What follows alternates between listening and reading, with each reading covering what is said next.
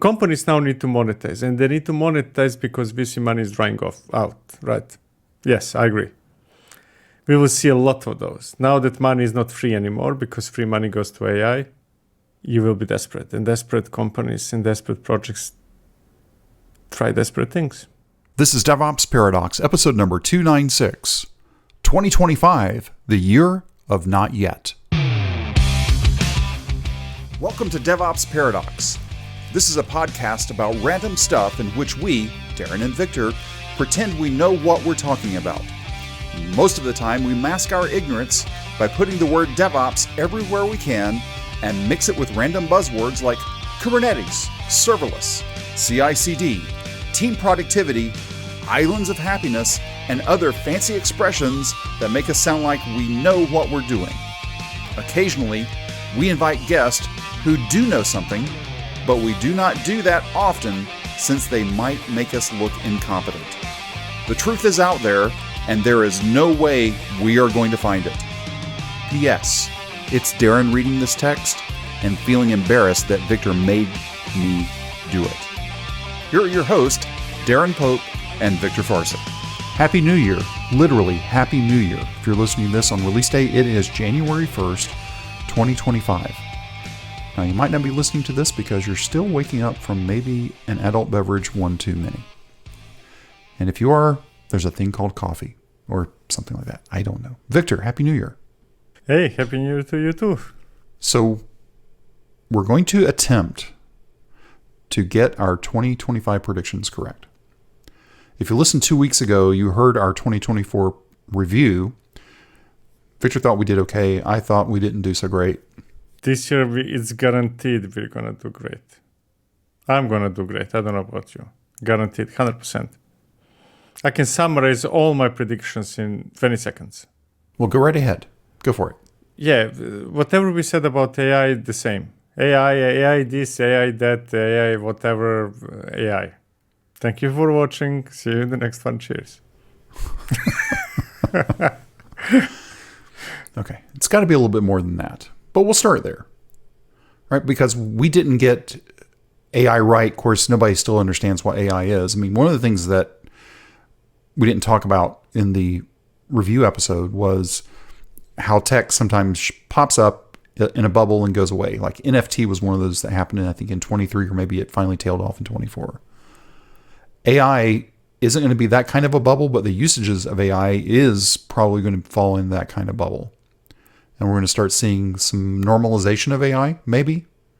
We're coming out of the hype or the trough of disillusionment. Like we're getting into normalcy now with AI. Does that seem reasonable? Yeah, we will be seeing, next year we will be seeing, of course, more AI from random companies, what's or not, AI this or that, sure. But we will see it being more grounded in companies like Adobe, for example. Yeah. You will see announcements, Photoshop this, Photoshop that. And they're already doing that for a while, right? Google services, more AI. What's or not, right? Microsoft Office, again, more AI. So we're going to... The focus of AI being embedded into something that is not AI is going to increase. That's my prediction. Here's a sentence that I wrote before you even said that. AI will just be there. We won't need any separate bespoke tools to do our work. Yeah, exactly. Now, some will try to challenge those big players, right? There will be, don't take this for as written in stone, exact example I'm going to say, but there will be companies or projects that are going to say, oh, now AI, this and that, we're going to dethrone Photoshop, right? Or Google search, right? Which is already happening around last few months in 2024. Those things will continue happening, right? Because when you add AI to your existing products, let's say Photoshop, especially those that are dominating the market, those things are not really increasing your adoption. I sincerely doubt that, if we add AI, this and that, we will get more Adobe users. No, everybody, whoever was or will be Adobe user is already user, right? Or, hey, if we add more AI to Google search, are we going to increase the number of people searching in Google? No. So those things will be happening, but at the same time, they will not be beneficial, except maybe as deterrent of anybody trying to dethrone those companies. So the second thing that will be happening is that, okay, now this is our chance. Let's put it this way. I think that many companies, big ones especially, are going to have the sentence, this is our chance now. Like, a silly example, right? If Microsoft ever again wants to try to push Bing out of misery and back into something that could be useful, this is the moment. I'm using it as an example, right? You can apply it to anything else. So if you're a big company with different businesses and then you wanted to expand, but you couldn't into something else, this is the moment when you're doing it. Well, even the smaller companies, such as Arc, the Arc browser, I think it's called the browser company, right? They, at the end of the year, were saying, yeah, we've got to go back to the drawing board. I think that's what we're going to start seeing from other people tonight. You were talking about bringing Bing back to life. Well, OpenAI now allows you to search the web. So wouldn't that be a conflict of interest with Microsoft? Not that I'm a lawyer, because I'm not. Yeah, I mean, I somehow think that's what you just said about ChatGPT and Bing. I think it's the same thing. I mean, OpenAI is effectively a Microsoft company. We are not lawyers. We are not financial experts. But if it quacks like a duck and smells like a duck and walks like a duck, it's probably a cat. That's what AI tells you. Exactly. Okay. So AI is just going to become normal. It's going to become normal. And there will be, the second prediction is that there will be a lot of attempts of hostile takeover of a market. Okay. I'll go with the hostile takeover, but let me give you one better on that. Okay. And it's going to be our next point. There's going to be more rug pulls in 2025, more than what we've seen probably in the past few years. Can you give me an example? What do you mean by a rug pull? A rug pull is, so I'll go back to the old one, to where when Elastic did their initial license change, or when HashiCorp did their initial license change, that's defined as a rug pull. Come on, man, that's too easy. Of course. But I think it's going to get even bigger in 2025, because people now have to monetize. Yes, because companies now need to monetize, and they need to monetize because VC money is drying out, right? Yes, I agree. We will see a lot of those. Now that money is not free anymore because free money goes to AI, you will be desperate. And desperate companies and desperate projects try desperate things. So, yes, rug pulls like with licensing, that will continue happening. And that's sad, but it's reality. And it's fine, right? You have to be able to eat. Yeah, it's legal. I'm not saying it's fine. Okay, it's legal. I am going to say it's fine. I don't like it, but it's fine. You're within your rights to do it.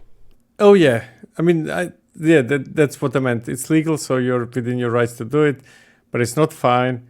I strongly believe that every mid to large size project, open source project, needs a company, at least one behind it. So somehow we need to earn money if we want to finance those things. So I'm fully in favor of companies start making profit. I just don't think that changing license is what makes profit. And there is no evidence. Actually, did we explore in one of the episodes somewhere that CNCF published data about earnings before and after license changes? That wasn't CNCF. That was Red Monk, I believe. Okay, Red Monk, exactly. Yeah. There we go. I haven't seen evidence that changing license is a thing. But people think it will be, because, you want to use my stuff? Well, now you have to pay for it. What I do think that people will hopefully start realizing that starting with open source is not always the best idea for everybody. Yes, on that I agree. Switching from open source to closed or changing license or whatever, that doesn't work. But the moment I give you some rights as a human, as a family, as a country, organization, whatever you want, the moment you get rights, it's close to impossible to remove them. And we shouldn't. Rug pulls will keep going and going and going. In the 2024 review, you wanted me to remind you to talk about WASM. What's your prediction on WASM? Here's my prediction. It's still not going anywhere. That's all. It's going to continue to be in a limbo. We are trying, but nobody really wants this. Why does nobody want it? I mean, the allure of it just sounds so great. Smaller footprint, fast. All those reasons would make perfect sense, let's say 10 years ago. When Docker just appeared, maybe first couple of years of Docker, make perfect sense. Now that we are so much into containers, and we built all the tooling and the ecosystem and the processes and invested so much money, the next time somebody suggests that we change from containers to something else, and when we eventually will, there better be a really good reason for that. We are not switching from containers to WASM or anything else without amazingly good reason for that. And those reasons mentioned by WASM are not good enough. That does not mean, I agree, WASM is probably better alone. It has no ecosystem. I need to invest in doing it. I don't know how to do it. I don't know what to do. I don't know why I should put money into it. It doesn't work, right? So it's too late. We are at the point where we need bigger incentives to move away from container images and containers. Sorry, containers. Container images wasn't still packaged as OCI, but containers. Is that just the real reason? I think the way you laid it out is 10 years ago, the conversation would have been different. But 10 years in, it's a so what tech to me. Exactly. And, we have we just did this transformation, or however company call it, right? We put things into container images. We are running it as containers. We are using Kubernetes, this and that. We are in cloud, all that jazz, right? And we are starting or already there or finished that part of the story. The next big change is not going to be anywhere there. It's going to be somewhere else. Because I'm not going to pick one tiny aspect of what I do and keep changing that thing over and over and over and over again. Let's do something else. Whatever that something else is.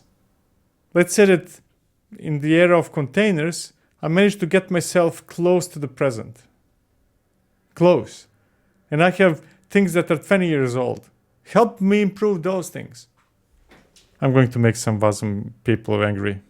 Well, WASM isn't a tech to do that last thing, to do modernization, right?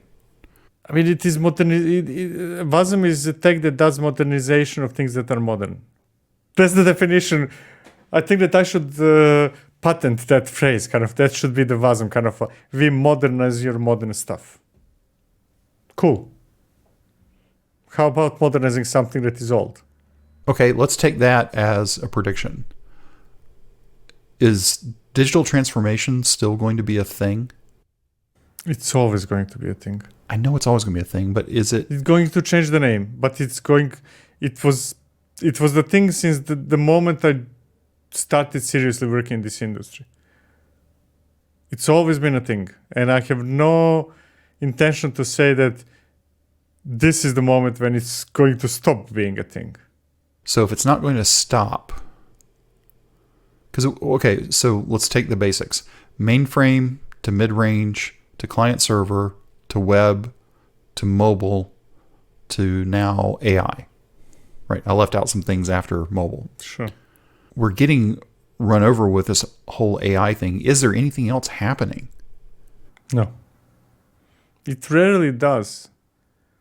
The way how those bubbles work is that there is hype. When there is a hype, everybody jumps on it. Nobody tries to generate a new hype when a hype just started. When it stabilizes, when we start seeing dropouts, then we can start talking about what will be the next hype. Now, no. This 2025, there will be no other hype but AI. That's my prediction. No other hype. So is the AI hype going to become stabilization? Not next year. We still didn't figure out we didn't figure out even what's it for. Okay. No, it's not happening. It's not going to be stabilized at all. Let's recap the 3 that we had, and we've got to come up with a 4th. We have to have 4 because that's what we do. So AI, more rug pulls because people are desperate for money. Money probably will not be cheap again for a very long time. WASM will continue to be WASM. I guess that's the way to state it too. Or as you said, we modernize your modern applications. What could be a 4th prediction? So those 3 seem like pretty reasonable. Okay, nothing real extreme. What is the wild card? I'm not sure whether this is a variation of what we already said or no, so stop me at any moment. But I think that this year we will see even more companies being acquired. I think that's a good one. It's a variation of rug pull, but it's different. Because rug pulls people are getting desperate, so they're pulling the licenses to try to sell things. But I don't know what happened with HashiCorp, but it's going to be those kinds of things. It's going to be more consolidation. Yeah, with HashiCorp is I'm referring more. Yeah, of course there will be some acquirers. Some companies will be acquired that are already public, like HashiCorp was. But I was thinking more about non-public companies. But what will those acquisitions be for if they're not AI related? No, because there are companies making money and being very profitable without AI. And they're also investing now in AI, what's not. But it's not only AI is earning money. Actually, as a matter of fact, AI is not earning money to anybody. It's just burning money right now. While somebody is burning money, there are some other companies that are printing money. And those companies will be buying relatively cheap other companies simply because those other investments are drying out for non-AI stuff.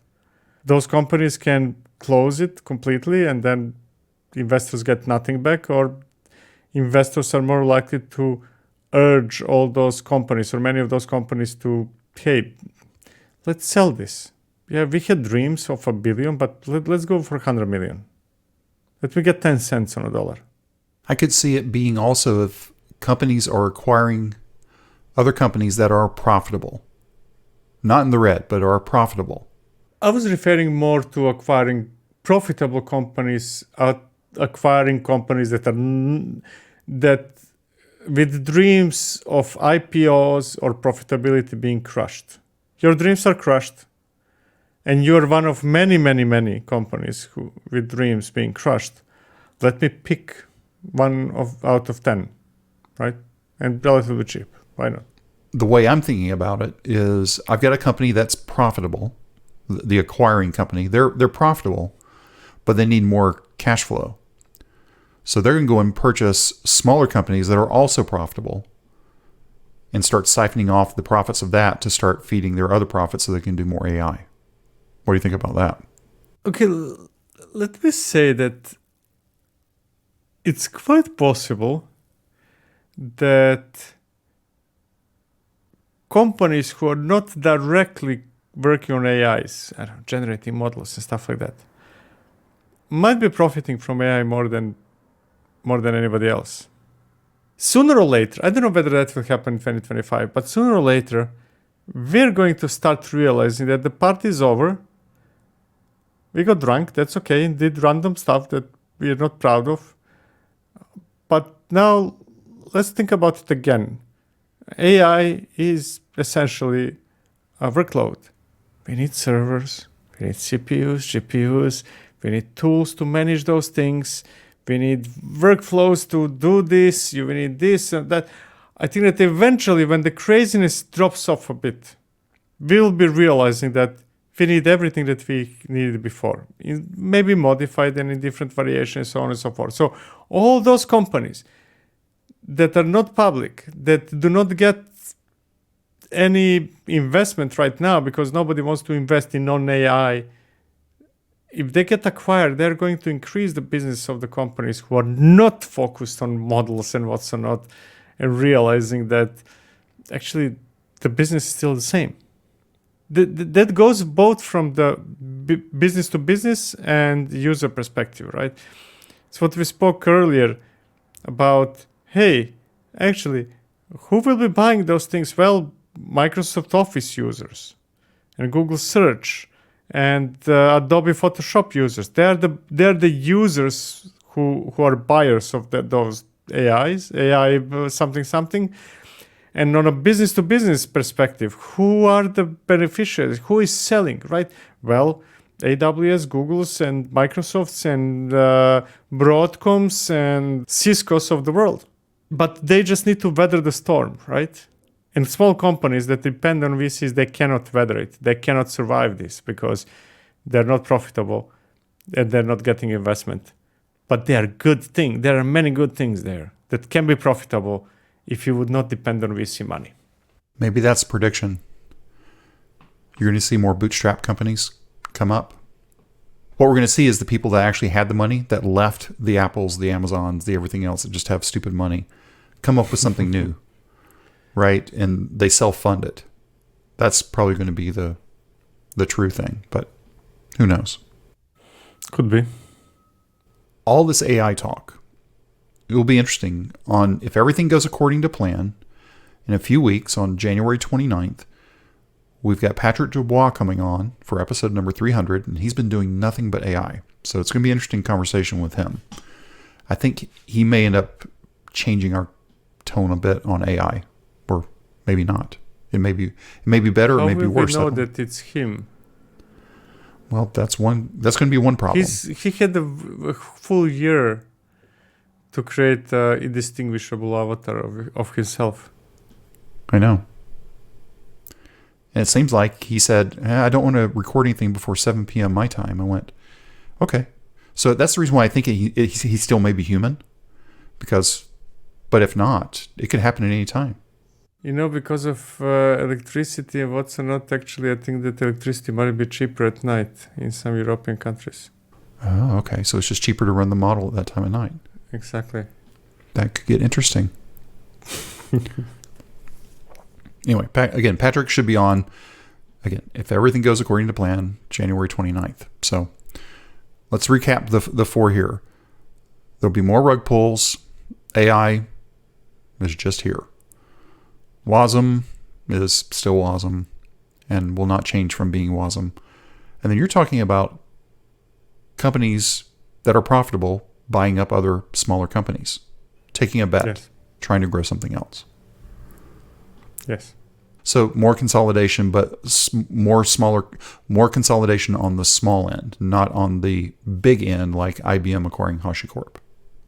We'll probably still see some of those as well. We might see some of those, but I'm talking about acquirers. For example, a good example of something that already happened.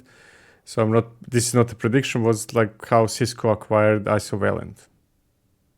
That's the type of acquiring I'm referring to. Let me ask this question. I already know the answer, I believe. As far as I know, there will be a KubeCon in 2025 in both Europe and US. Yes. Do we dare make a prediction that there won't be any more after 2025? No, you still have conferences for other things, right? People gather there must be Linux something conference, right? I think that if the size is somehow correlated with sponsorships, then yes. But if size is unrelated with sponsorships, if we're talking about pure interest, I think that's more or less it, right? The same thing. And also things like KubeCon are going to, just slower than others, are going to pivot towards, hey, yeah, you still need Kubernetes to run AI. What did they tell you? You're still going to use it. It's still going to be the same tools. And you will be building models. How are you going to build it? With Jenkins or this or that, right? Then you're going to package them. How? In OCI images, right? Same story. Sooner or later, we are going to realize that. I mean, it's evolving, it's changing. And I'm not saying it's exactly the same story, but nothing goes away.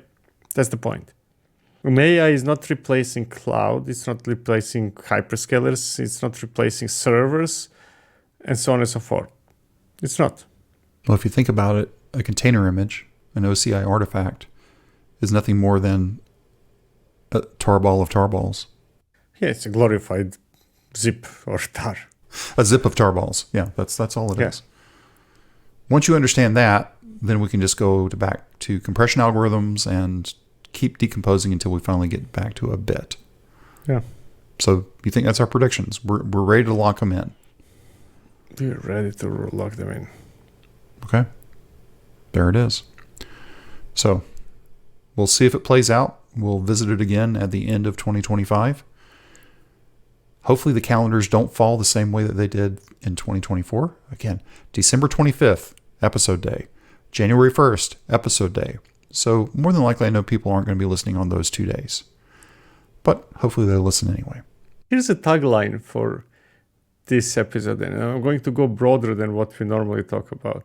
I think that 2025 is going to be the year of, not yet. Give me an example, and I'll guarantee that not yet is the answer. Or something that we were hoping will, kind of self-driving cars, not yet. That type of predictions, right? Kind of like not yet. Okay. The year of not yet. Yes. So what do you think? Head over to the Slack workspace, go to the podcast channel, look for episode number 296, and leave your comments there.